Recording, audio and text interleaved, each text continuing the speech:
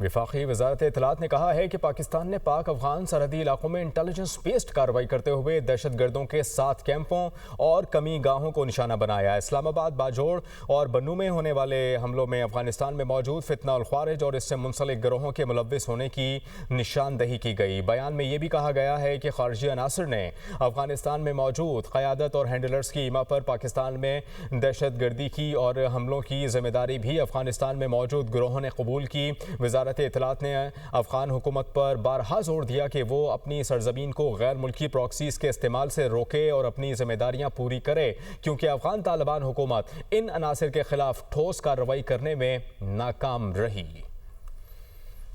वफाकी वजारत इत्तलात ने कहा है कि पाकिस्तान ने पाक अफगान सरहदी इलाकों में इंटेलिजेंस बेस्ड कार्रवाई करते हुए दहशत गर्दों के 7 कैंपों और कमी गाहों को निशाना बनाया। इस्लामाबाद, बाजोड़ और बन्नू में होने वाले हमलों में अफगानिस्तान में मौजूद फितना उल ख्वारिज और इससे मुंसलिक गिरोहों के मुलव्विस होने की निशानदही की गई। बयान में यह भी कहा गया है कि खारजी अनासर ने अफगानिस्तान में मौजूद क़यादत और हैंडलर्स की ईमा पर पाकिस्तान में दहशत गर्दी की और हमलों की जिम्मेदारी भी अफगानिस्तान में मौजूद गिरोहों ने कबूल की। वजारत इत्तलात ने अफगान हुकूमत पर बारहा जोर दिया कि वो अपनी सरजमीन को गैर मुल्की प्रॉक्सीज के इस्तेमाल से रोके और अपनी जिम्मेदारियां पूरी करे, क्योंकि अफगान तालिबान हुकूमत इन अनासिर के खिलाफ ठोस कार्रवाई करने में नाकाम रही।